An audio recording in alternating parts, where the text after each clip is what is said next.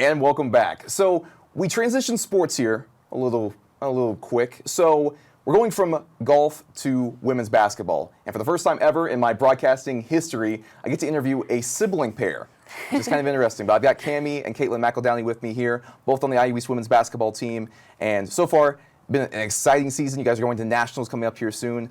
But let's take it back. Let's start all the way at the beginning. Well, maybe not that far in the beginning, but like high school-wise, you guys both played sports. So first of all, Cammie, what was your high school career like when it came to playing sports?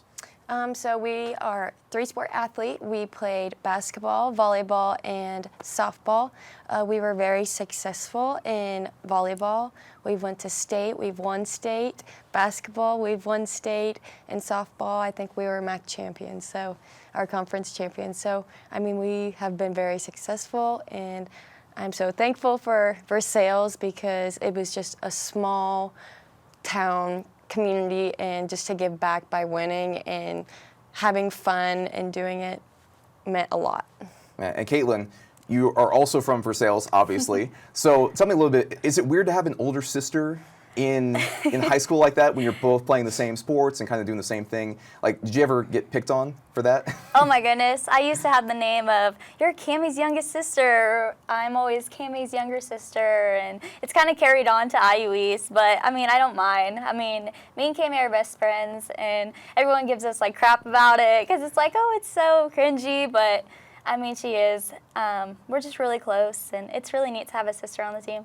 Now, at one point, you both actually split up in career paths for a short while. Cammie, you went to Urbana, and then Caitlin, you're gonna have to remind me, you did one semester at Edison State. Yep. So both of you were originally supposed to do different basketball careers, Yes. but somehow you ended up at IU East together. So Cammie, tell me a little bit about your story. How did you end up at IU East?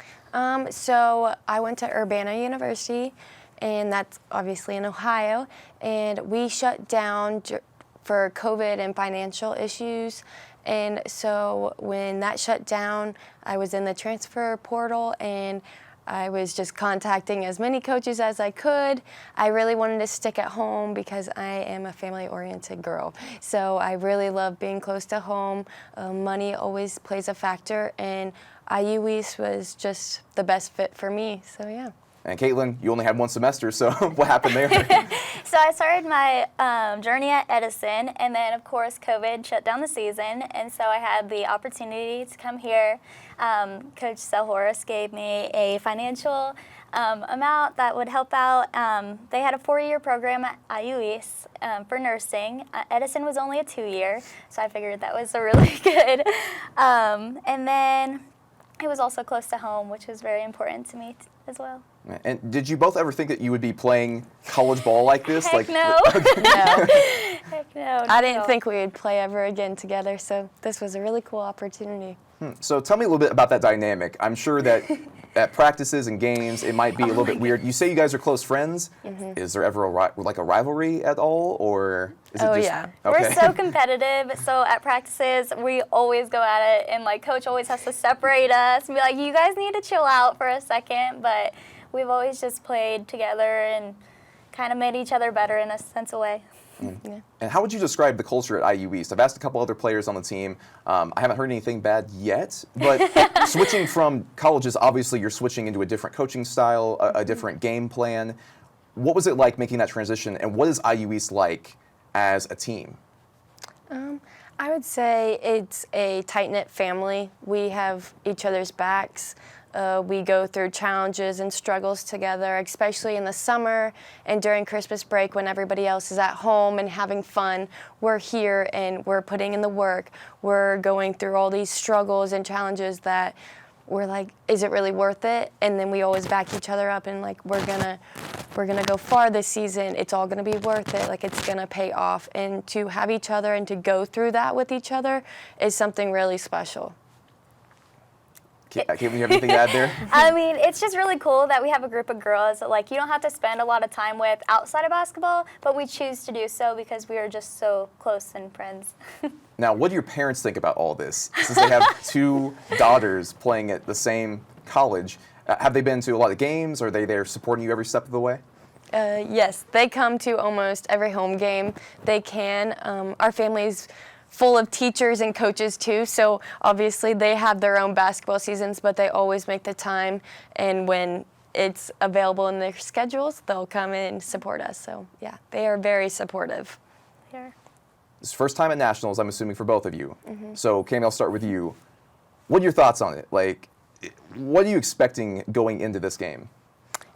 I'm expecting a lot of fun. I mean, basketball is a sport that sometimes we get caught up in and we're like, we gotta win. But really, we need to take a step back, breathe a little bit, and have fun, because that's what it's really about. And if you go out and play as hard as you can and leave your heart out there, that's really what matters in the end.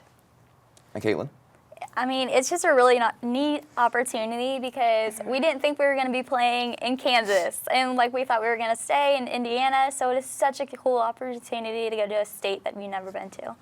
Now, how have you both been preparing for a game like this? Obviously, I'm sure the practices are ramping up in intensity, Yes. but how do you prepare yourself mentally and physically for a game like this? What are some of your motivations? Like, what's keeping you moving forward and looking forward to this game?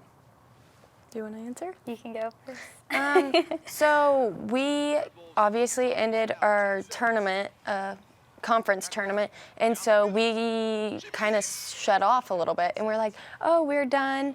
We gotta wait and see if we get in. So that motivation of our season ended and we thought it ended was that pain that was coming through, and we got to keep that in the back of our mind. And when our name popped up across the screen of going to nationals, I think it was just like a dream come true. Like, our season's not done. We got to go in, we got to put the work in, and we're going to play as hard as we can and hopefully win.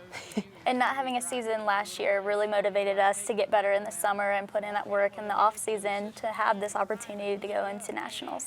And actually, that's an interesting point to bring up.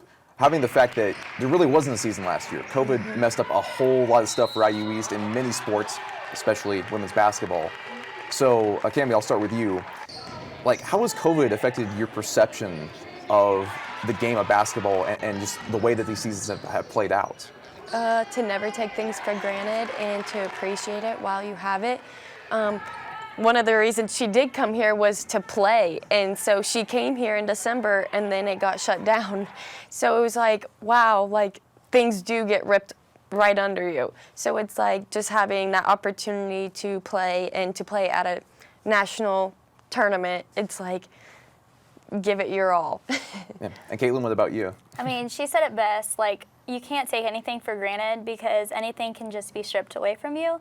And so, like, it was weird that once they called off our season, it's like, basketball has been such a big part of my life, like, what am I supposed to do now? And so it just makes you work that much harder.